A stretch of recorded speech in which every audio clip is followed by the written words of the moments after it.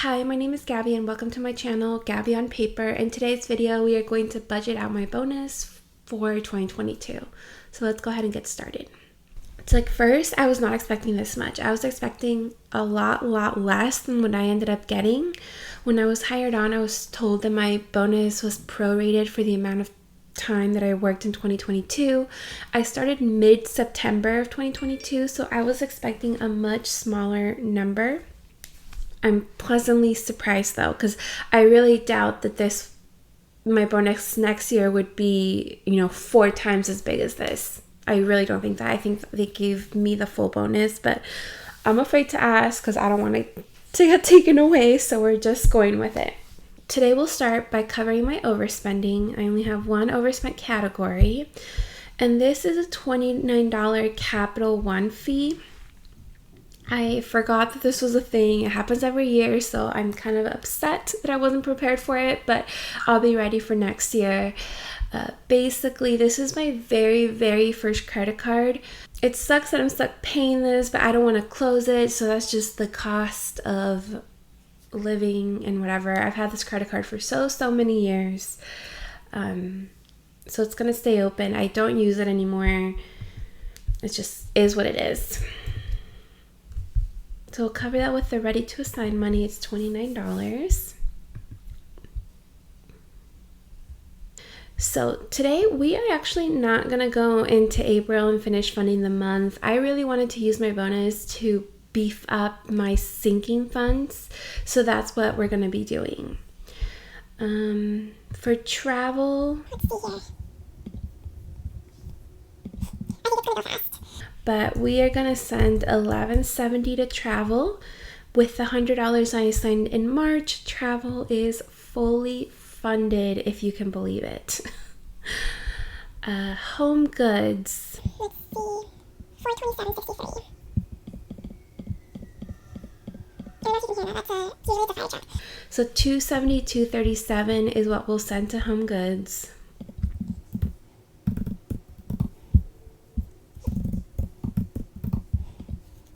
I don't know what the best way to do this. It doesn't make sense for me to go back and forth between the 2 months. See, I'm 10 cents short. But I've already budgeted for April, and all my extra typically goes in the month that I'm in. So I don't know what the best way to do this is. There we are. Christmas, we're also going to fully fund, and that will get $800 since we did contribute $100 in April. So let's close this. None of these are getting any money. Only sinking funds today, and maybe Gabby Improvement Fund. These are all done. Okie doke. Miscellaneous is funded. So let's go ahead and fully fund gifts. That will get $570. It's crazy. This money is going by so fast.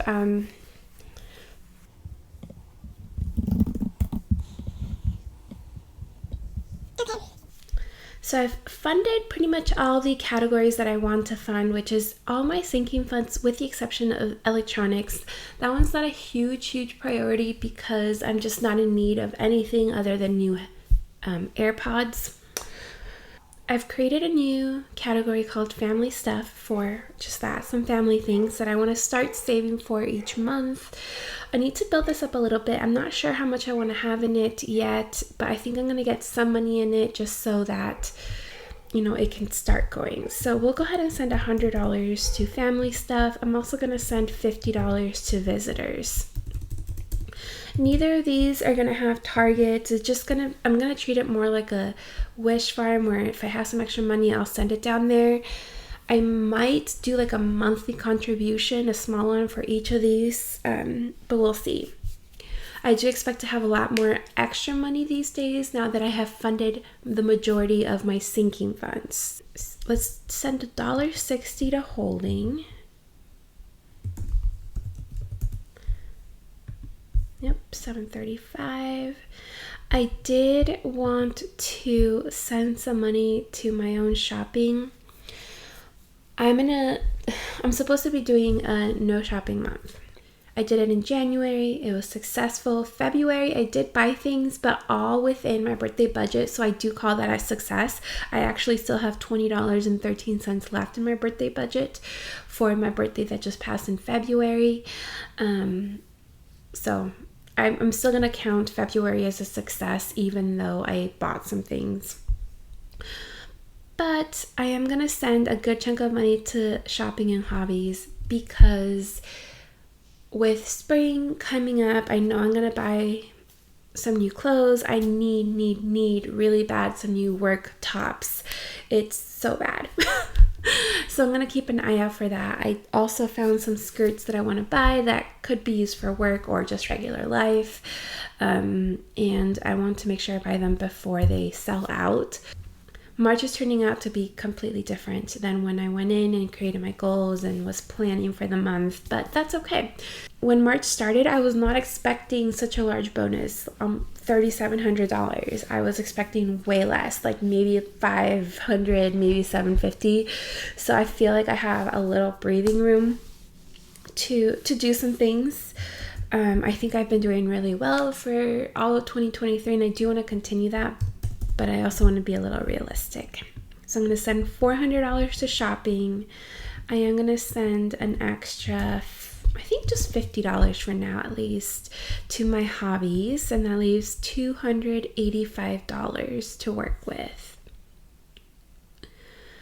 I'm actually going to overfund my home goods category because we are looking to buying a rug and a chair for our living room, and chairs are very, very expensive. I have found one that I'm completely in love with, but it is a lot of money. It's a lot of money. It's like $1,300 pre-taxes, and taxes are a little high here in Chicago, so, and pre-shipping obviously. I know I would split that with my boyfriend, but it's still a lot of money for both of us. We're trying to see if we can find a similar chair for cheaper on like Wayfair and stuff, but I haven't come across anything as good as the one that we saw in person at a store called Room and Board. And also with furniture, like if we're gonna buy this chair, we'll have it for a long time, so I just want to make sure it's the right one. I'm willing to pay. He kind of still has to come around, so we'll see. So yeah, an extra $150 to home goods, which would bring up my total to $850. And then I still have $135. Originally, my plan was to send $500 to shopping, but I think what I'm gonna do is send $35 to my moon face pendant. And honestly, this might change to the straightener. I really need a straightener, so this might be different. And then just an extra $100 to electronics.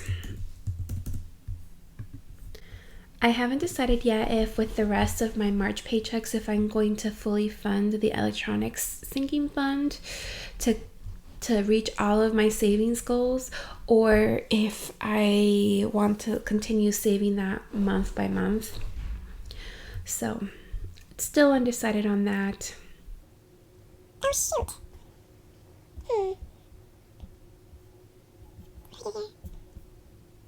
Okay. I forgot that I did want to send some money to self-care to kind of beef up this category. And I also want to create a new category called, I don't know. I'm going to skip the emoji for now. I'll figure out what I want to do. But basically a personal grooming category. I'll fund that with my next paycheck on Friday.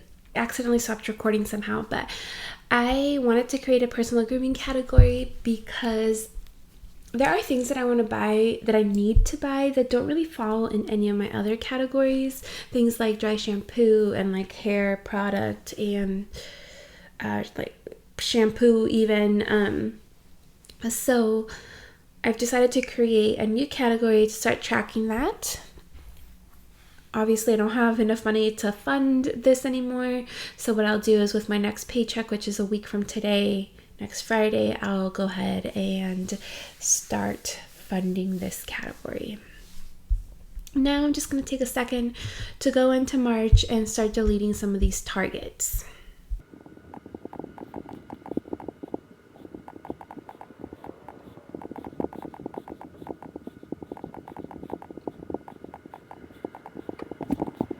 So now that I have reached my goal on most of my sinking funds, I only need $2,773.68 to fully fund my monthly expenses.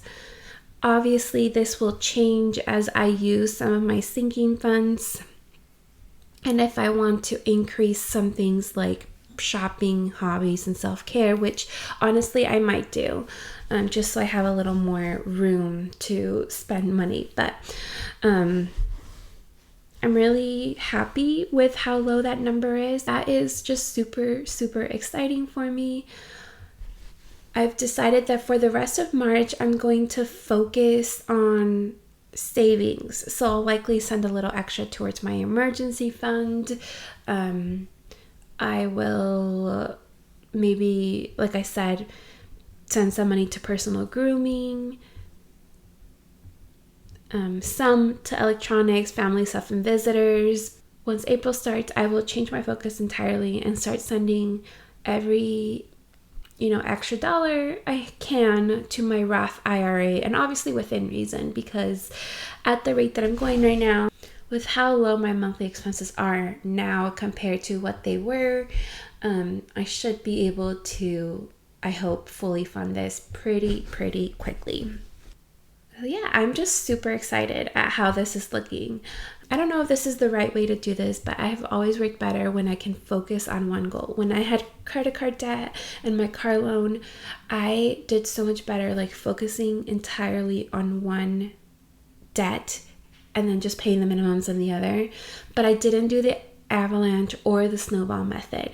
I picked the debt that was like bothering me the most and did that one first. And then I had like a list of which ones I wanted to do and in what order.